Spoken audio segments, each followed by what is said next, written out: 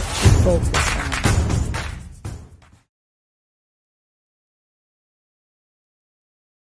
Hello, everyone, and welcome back to the Lady K Chat podcast. You are here with your favorite host, Lady K, and if you are tuning in for the very first time, I am that one that does not hold her tongue back. I speak with truth, but I do with love, and I have a whole bunch of fire inside of me. So welcome, welcome, welcome. I am so excited for the whole month of February. We are going to be talking about our Black history. Today, I have the pleasure of this returning guest coming back to our platform. Everyone, please help me welcome Mr. Ronald Yates with his podcast. It's called Ron and Ramone Reasons for Reasons.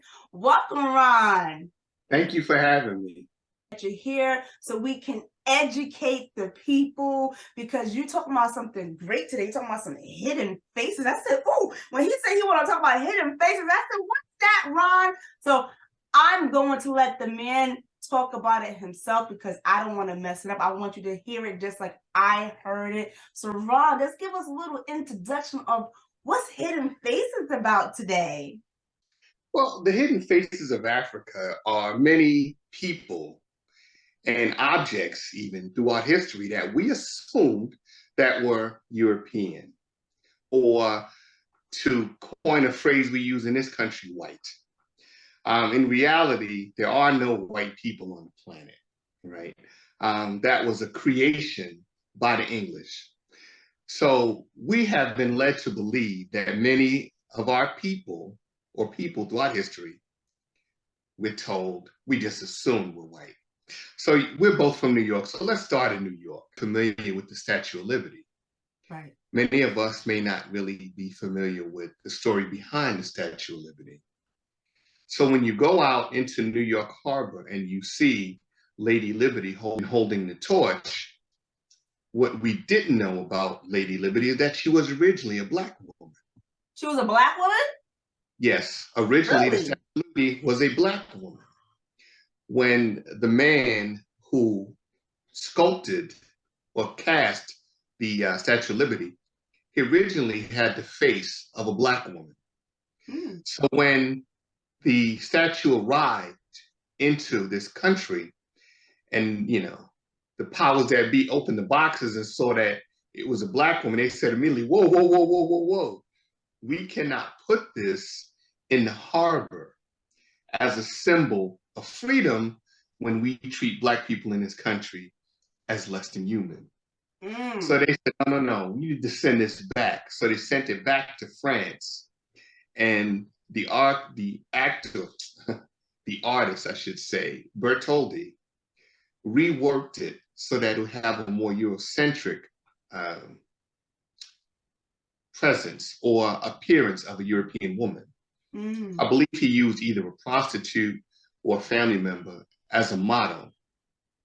When he sent it back to this country, the only thing he kept from the original statue was the shackle on the ankle. So you can't see it. If you go to the Statue of Liberty or you're passing by on one of the ferries, you won't see it. From the air, you will see that there's a shackle on the ankle. Wow. And, I was taught in school that the Statue of Liberty was a gift to the people of America. Right. France and Bertoldi, when in actuality, it was a gift to the slaves or the former slaves of America. Because one of the people that Bertoldi was heavily associated with was a man who was an abolitionist, who looked at the conditions of Black people in this country and was moved by it. And so was Bertoldi. So this was originally a Black woman. But of course, because of the conditions in this country, they would not allow a Black woman to stand in the harbor as a symbol of freedom. So staying in New York, most of us are aware that Wall Street is the financial capital or the financial center of this country. Right. Some might say financial capital of the world. It is. Well, you might say that, right? New York is New York. Come on now, we got to give New York its props.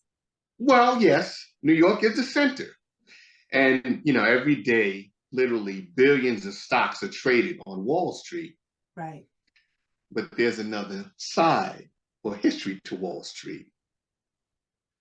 Right now, at the corners or the intersection of Water and Wall Street, that used to be a slave market. A slave Thus, what? a slave market. Wow. So thus the name Wall Street, there was a wall built around that area to keep the Africans enclosed so that they could be sold.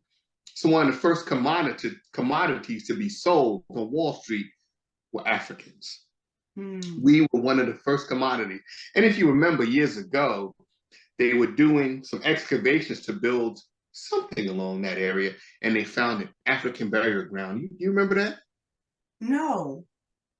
There was an African burial ground in Lower Manhattan, just blocks away or blocks off of Wall Street, that they found.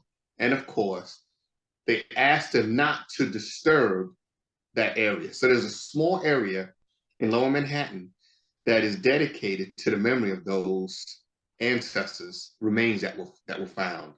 Wow. So yes, we were there in Lower Manhattan, right? And we were being traded as commodity, just like sheep or cotton or any other commodity. Right. And that was one of the histories of Wall Street that was not taught in school.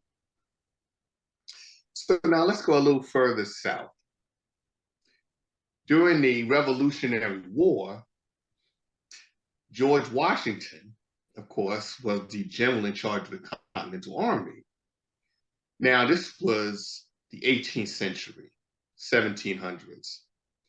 So, of course, it was assumed that all Black people in this country were enslaved, and that's far from the truth. Right. Some of us owned slaves of our own. Right. Some of us were quite successful. Well, there is this iconic picture of George Washington crossing the Delaware.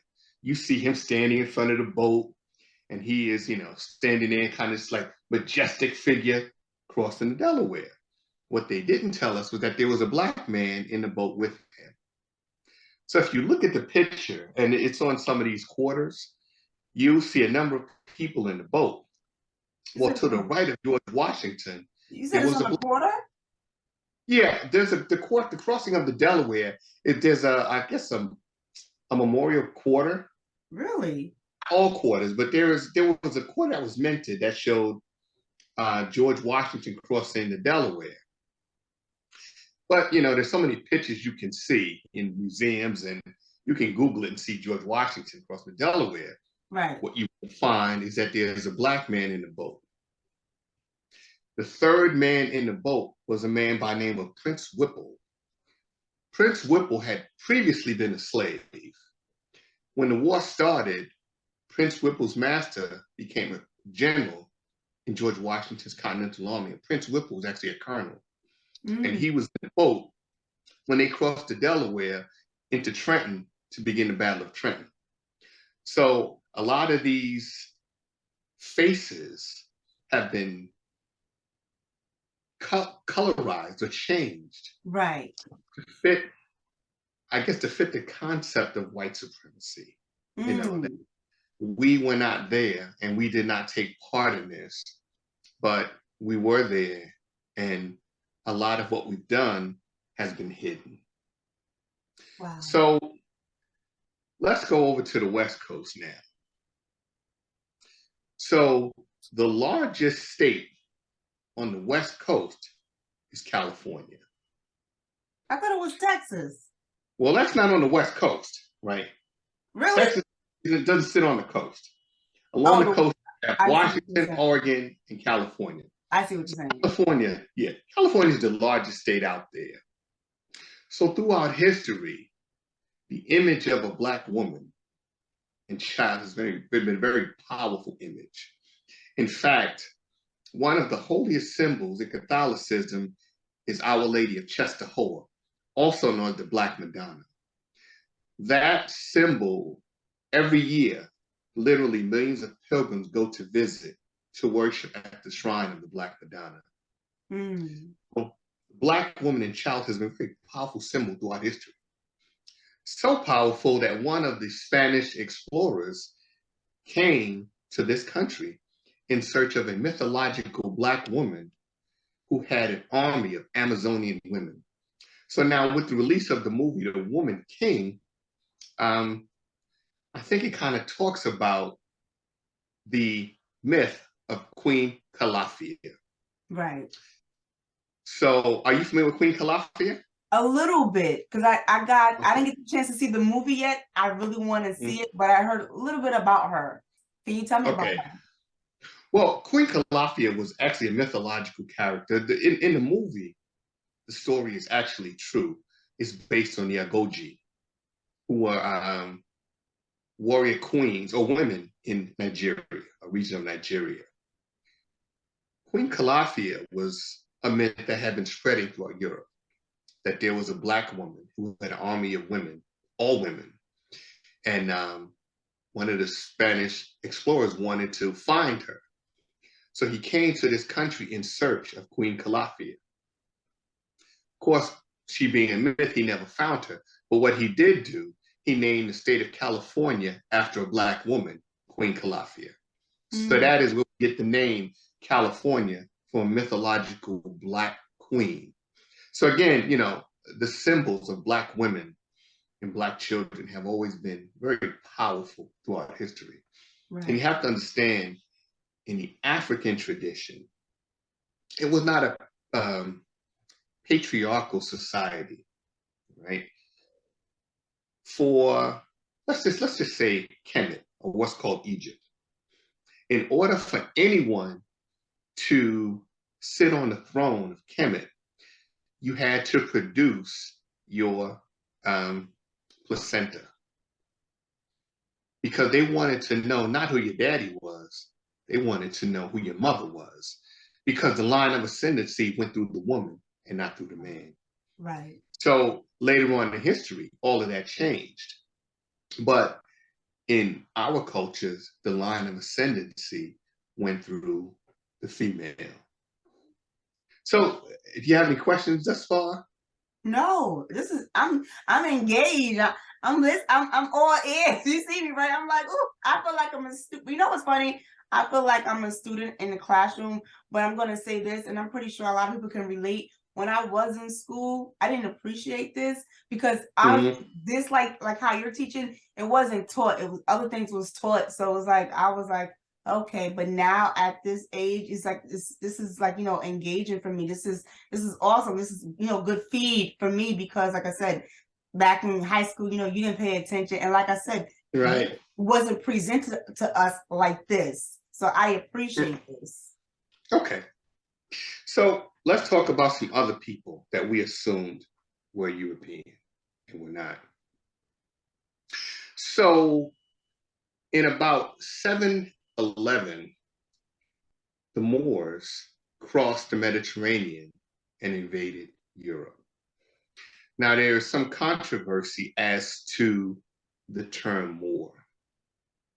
Some people say that the Moors were made up of people that were Black, people that were brown, and people that were Caucasian. There may be some degree of truth to that, but the majority of the people that crossed the Mediterranean and went into Europe were Black men, led by a general by the name of Tariq. And what is called, if you look at the old Prudential commercials, you see the Rock of Gibraltar.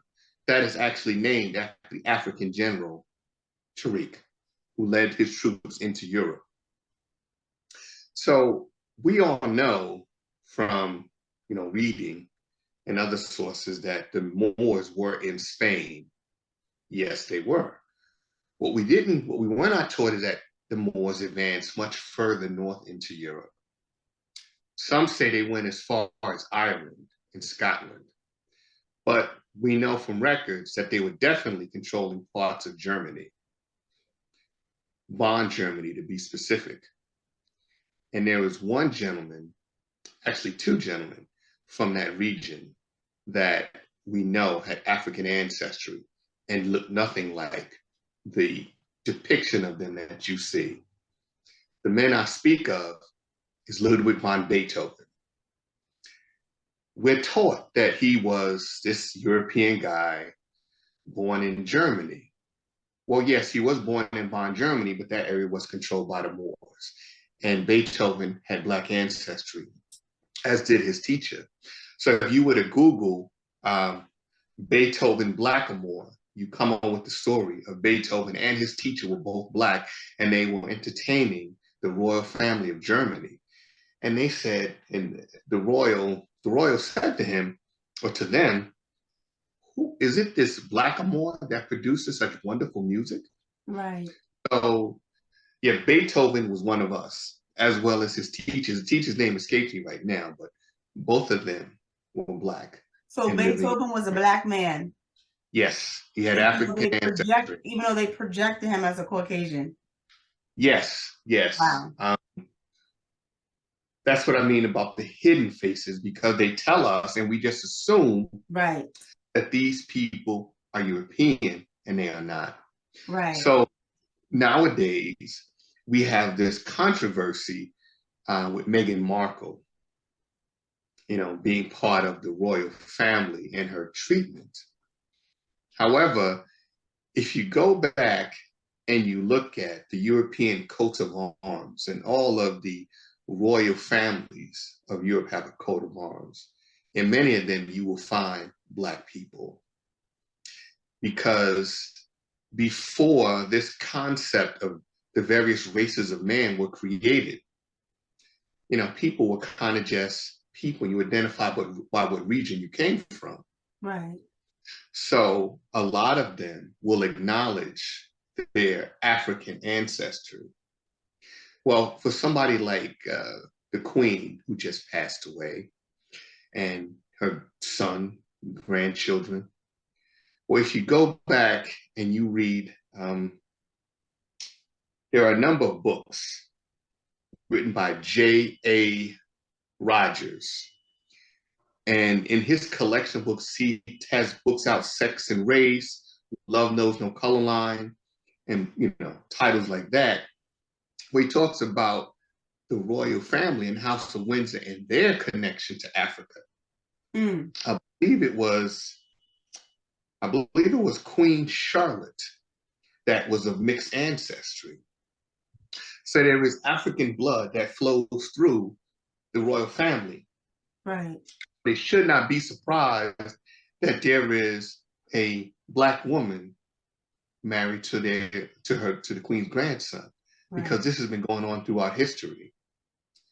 In fact, if you look at, say, France, and we're talking France in the 17th century,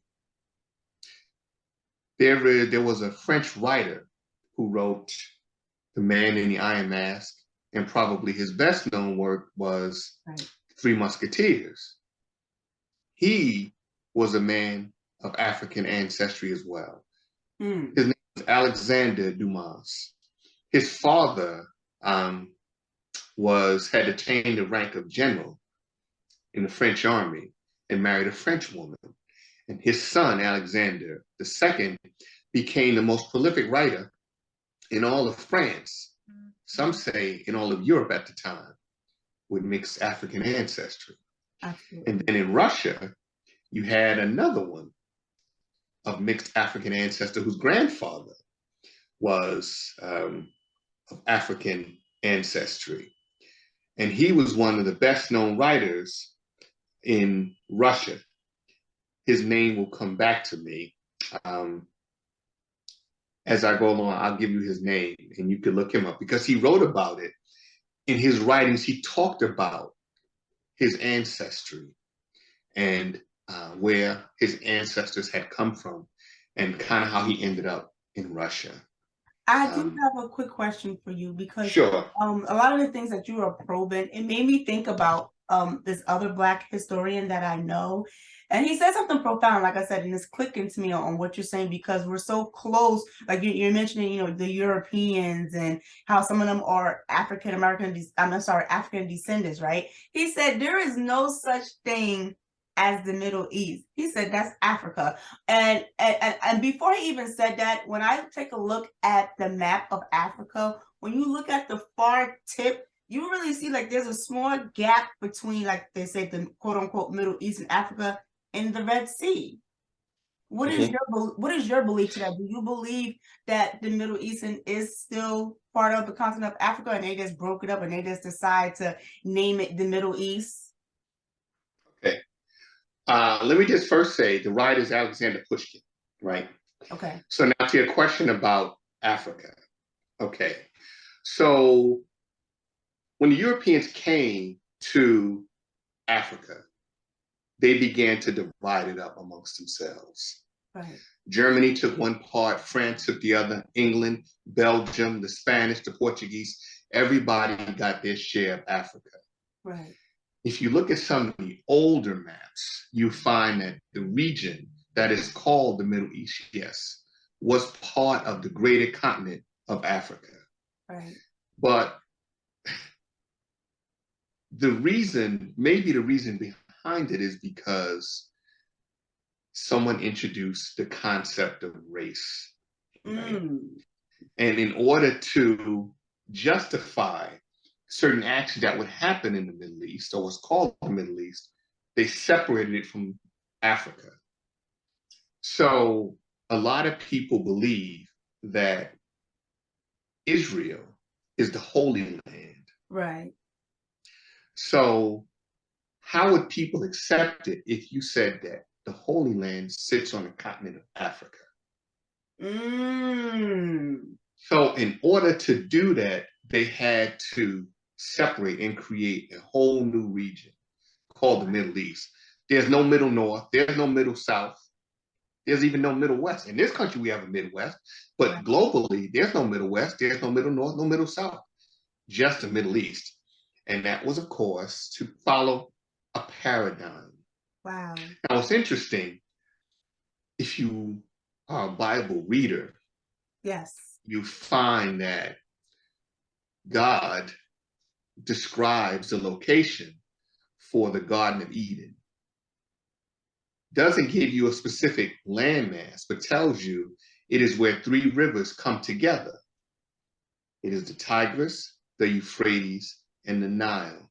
Right. There's only one place on this planet where all three rivers come together, and that is in Uganda, in East Africa. Right. So the Garden of Eden, the Bible tells us, is in Africa. Right. But because we have told people throughout history that nothing good has come out of Africa, we had to separate the Holy Land away from the larger continent of Africa. Right. All of that was controlled by African kingdoms.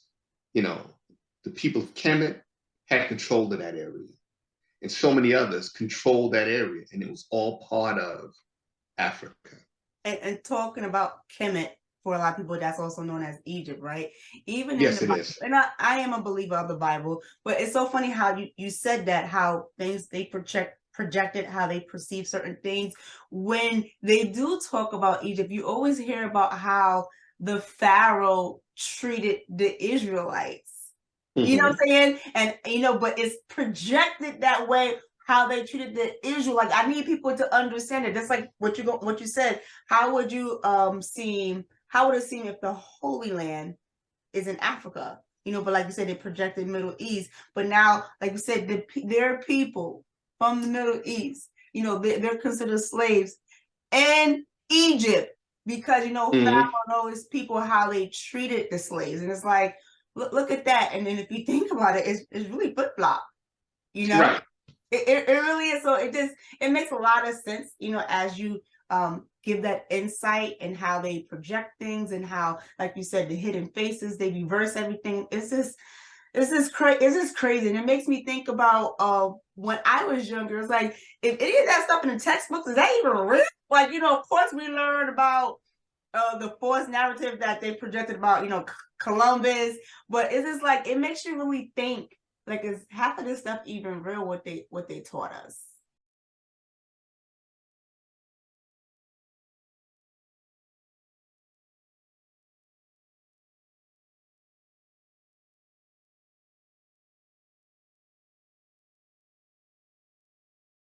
Lady K.